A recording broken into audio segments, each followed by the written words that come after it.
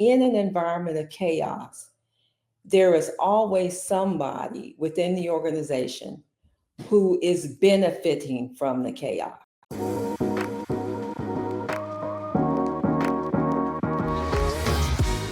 Hello and welcome to Love as a Business Strategy, a podcast that brings humanity to the workplace.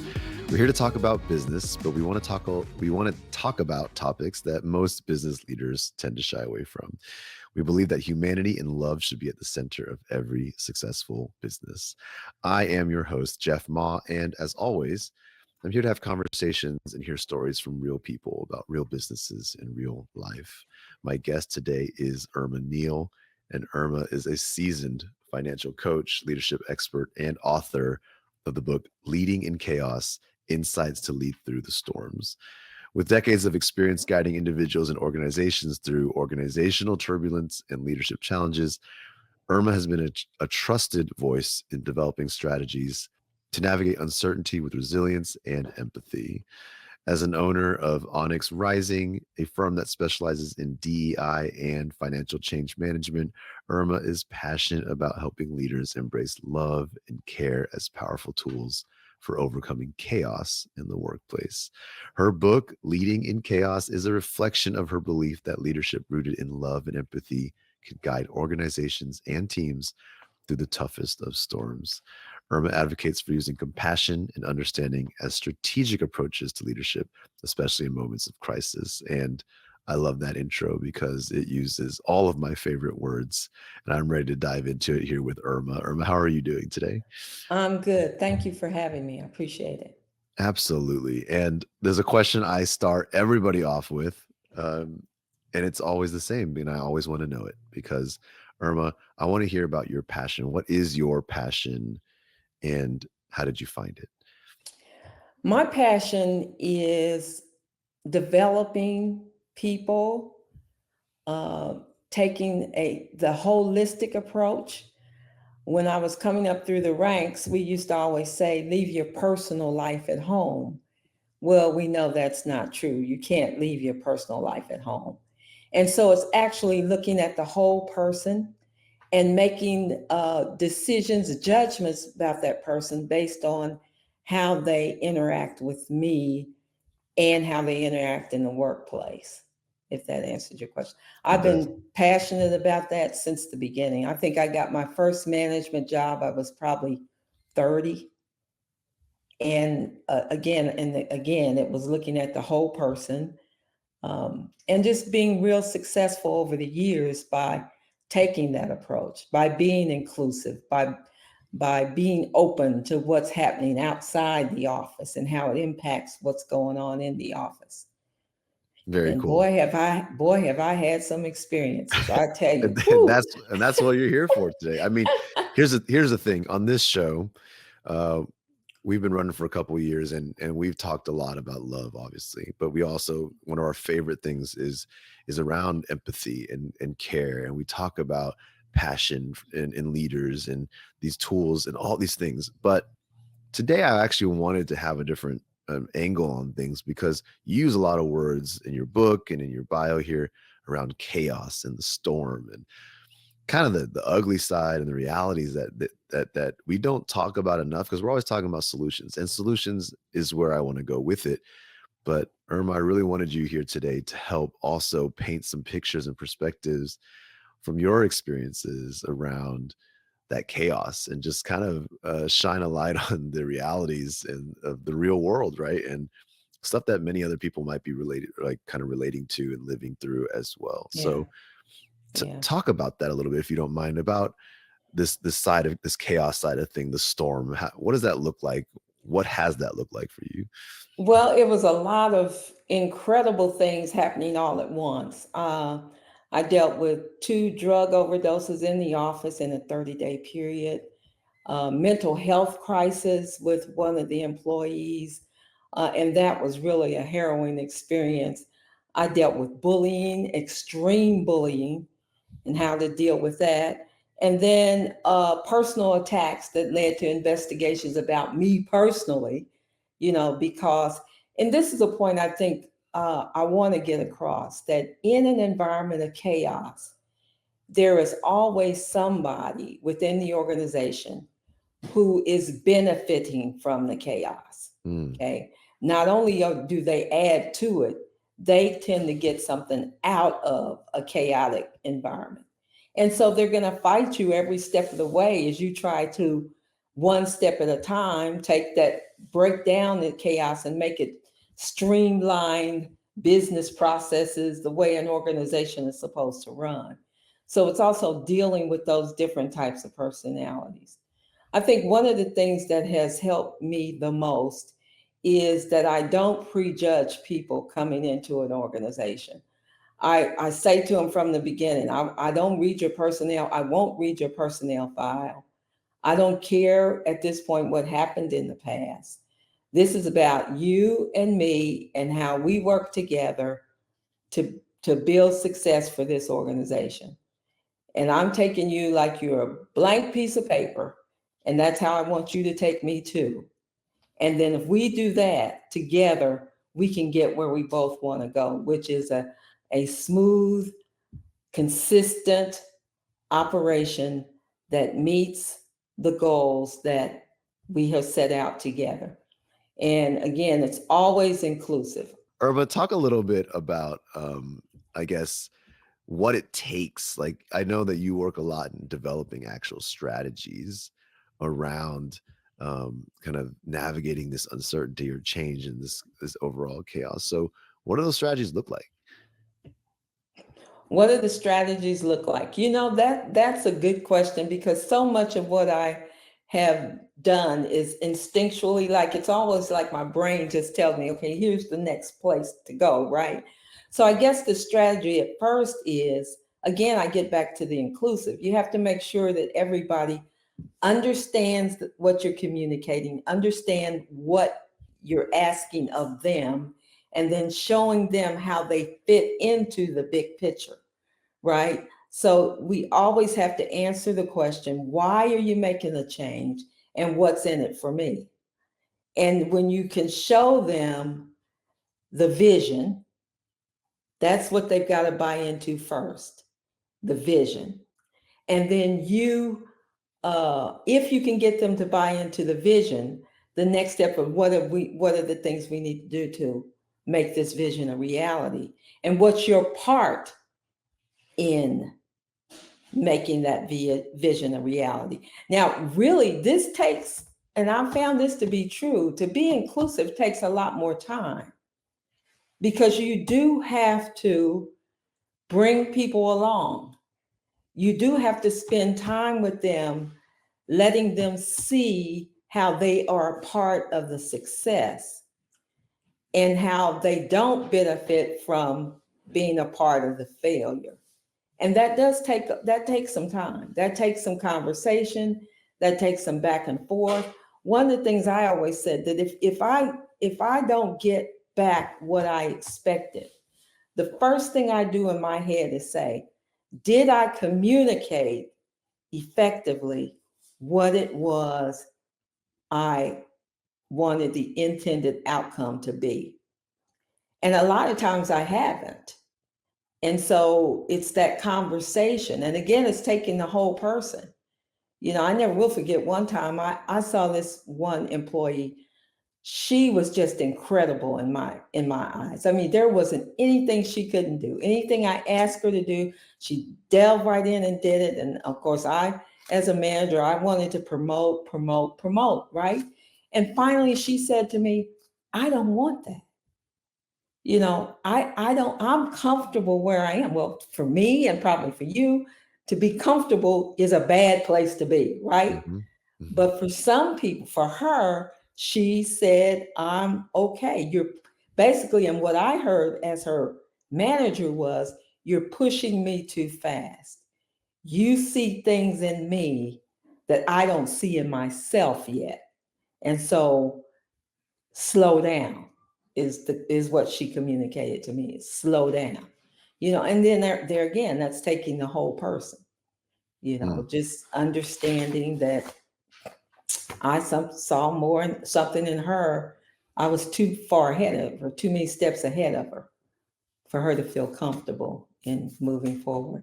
That makes any sense. It makes sense. Yeah. So and a lot of managers, especially when you're dealing in a profit and loss environment like most of us are who are in corporate America, don't want to take the time to get the inclusive part of it. We like for the person to march to the beat that we set, and that's okay for a minute. But at some point, you're gonna hit a roadblock if you haven't taken the time to get them to buy into the vision of where you're trying to go. Makes sense. It does make sense. So I feel like we had a little taste of the kind of, you gave quick phrases around the chaos you've experienced, many of which I'm very, very curious about. But we've also kind of arrived at this kind of end state, or kind of inclusion, and kind of how to navigate these things. So can you help bridge those two? So how did these experiences and chaos and all these stories, how did they inform or shape kind of how you got to where you are today? How did you get to these solutions through some of the wild experiences that you just kind of shared a second ago? Well, first of all, I didn't do it alone. I used every lever that I had at my disposal to try to solve problems. I brought in outside consultants when I needed to. I informed, like, especially with the mental illness breakdown that happened in the office, and that was pretty graphic.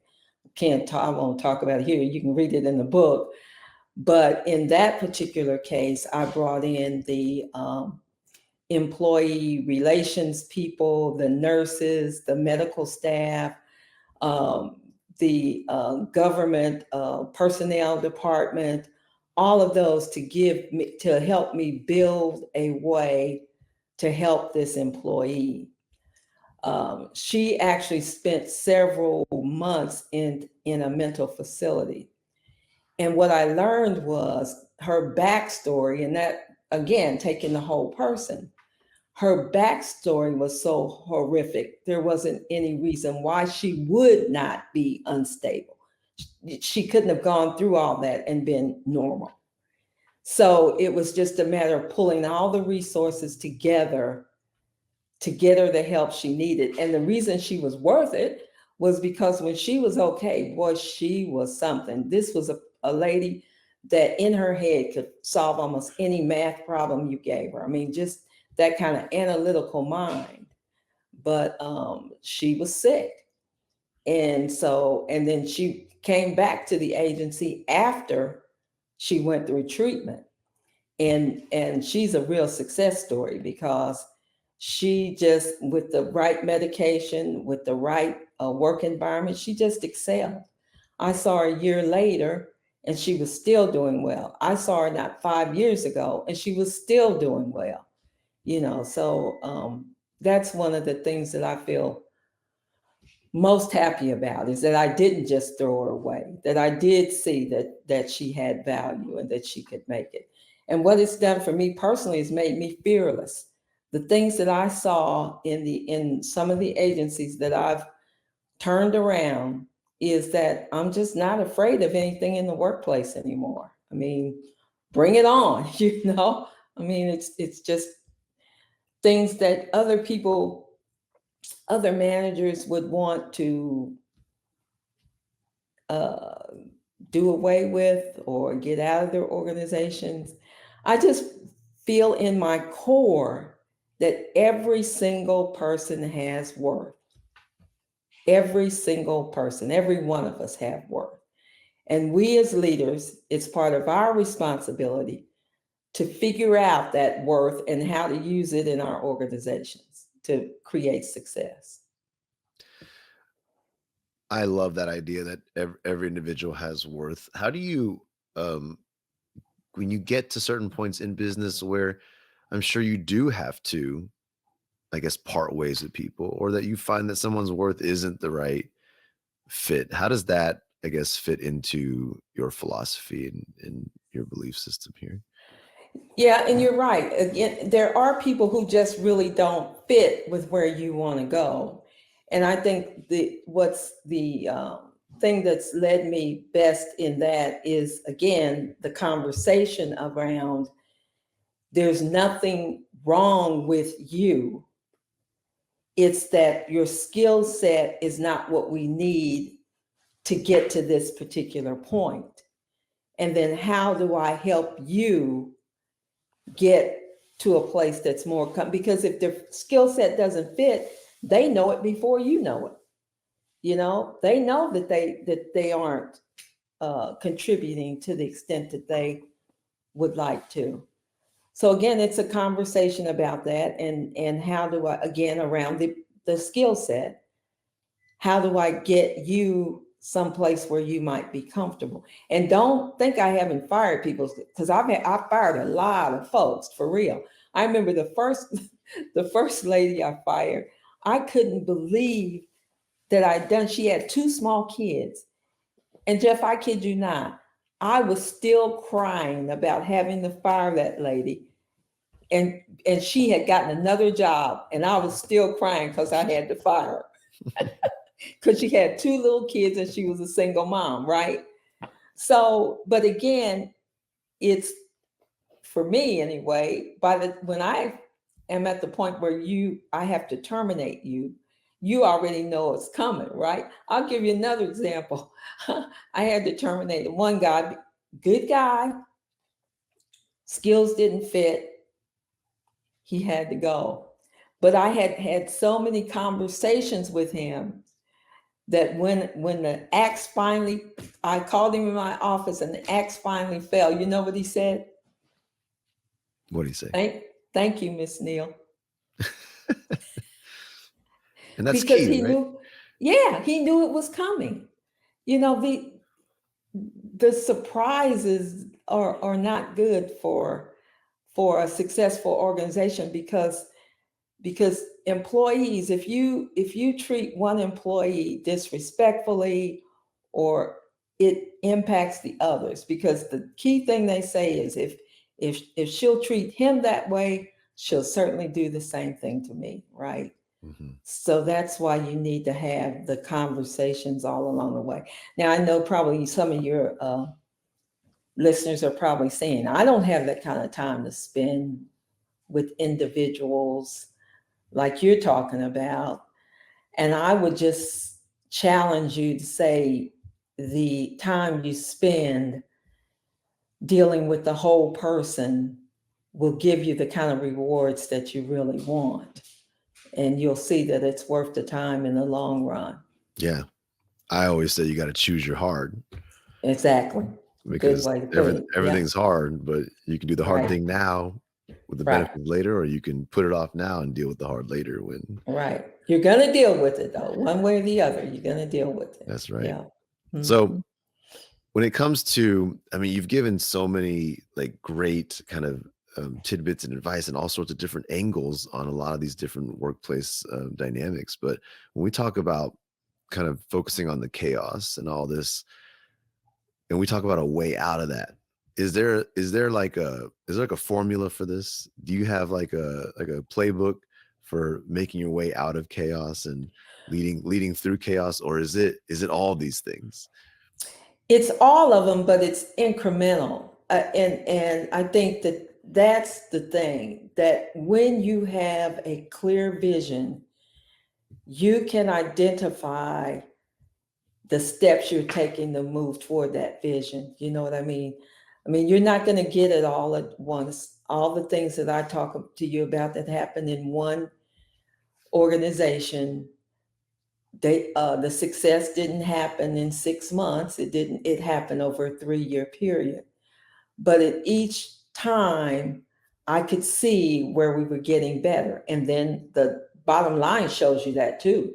The profit loss shows you that very clearly, whether you're actually getting better, reaching your goal the way you want to.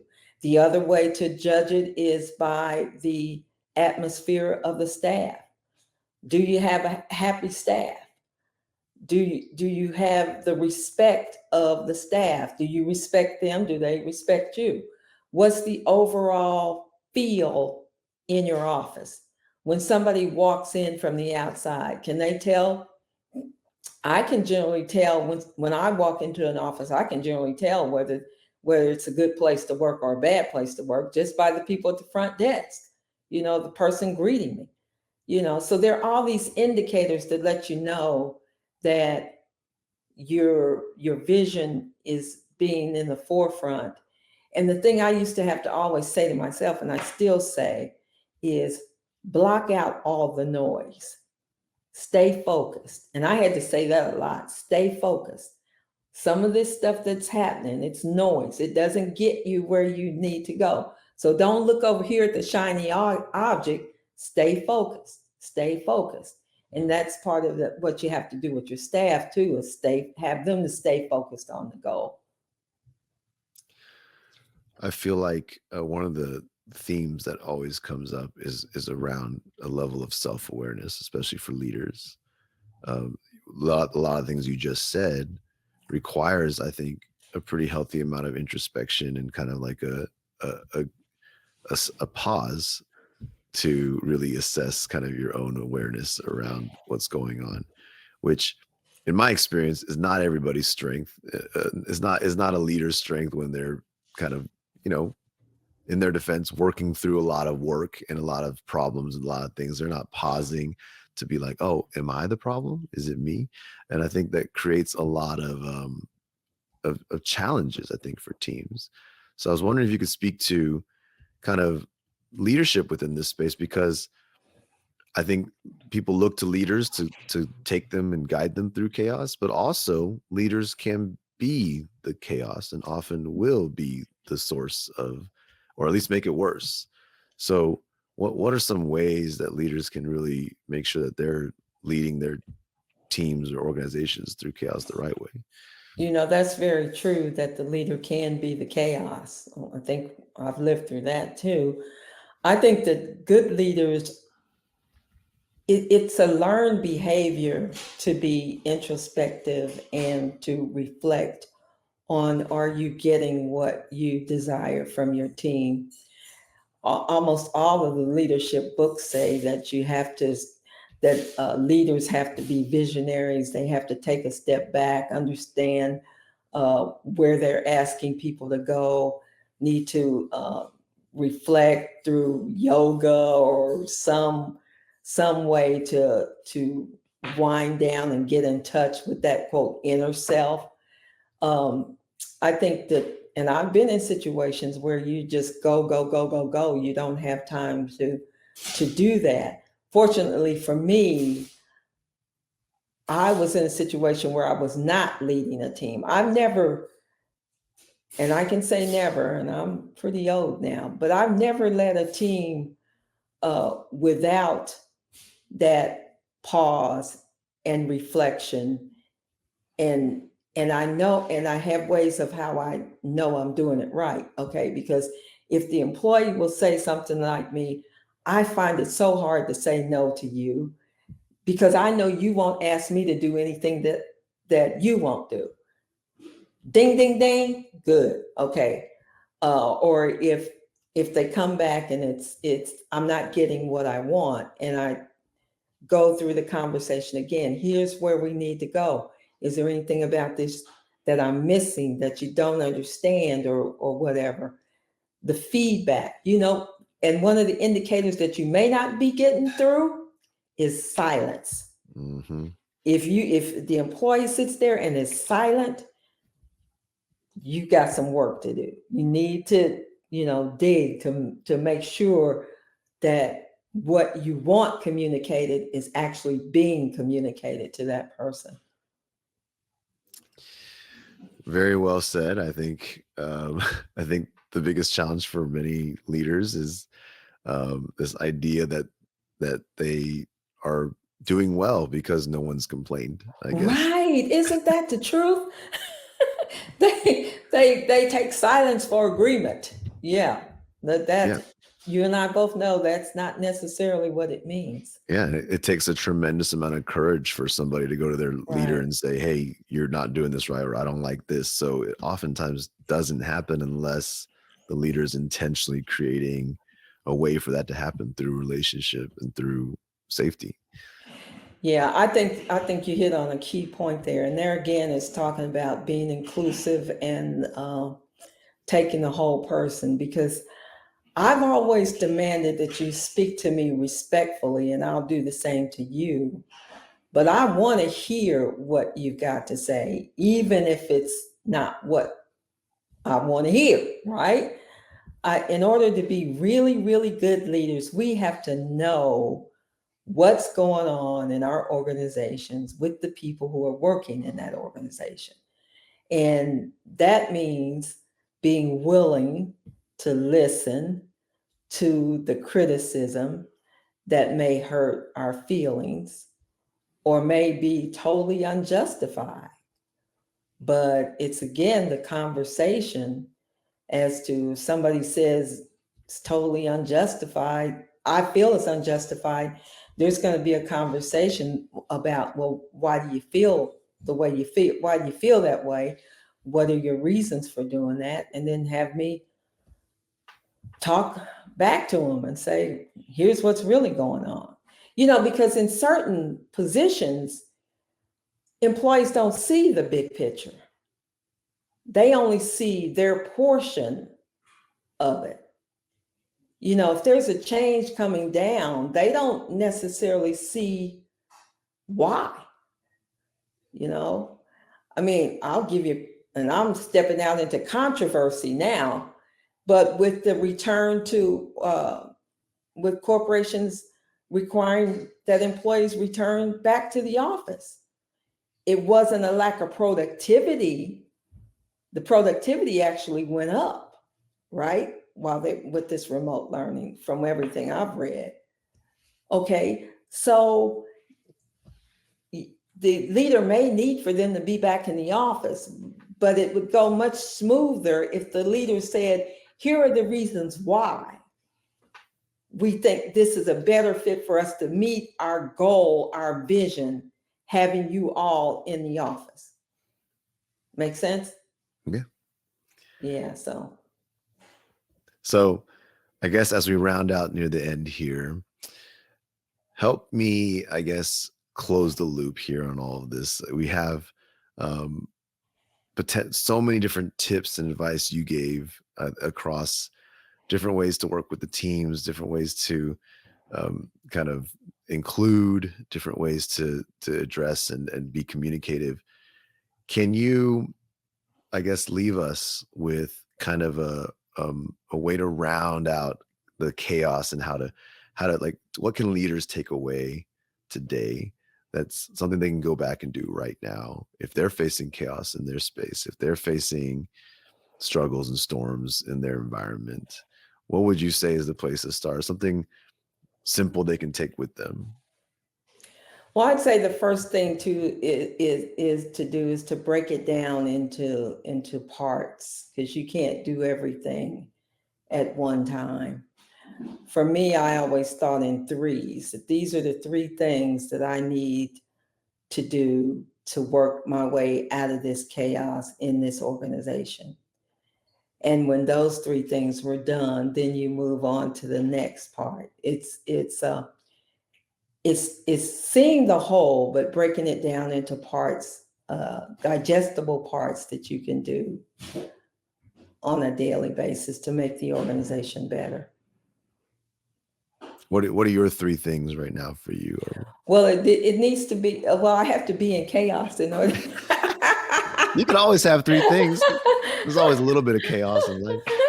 There is always a little bit of three things, but for me, the first was again to look. I didn't look at the person. The person was a blank sheet for me, but the financials weren't.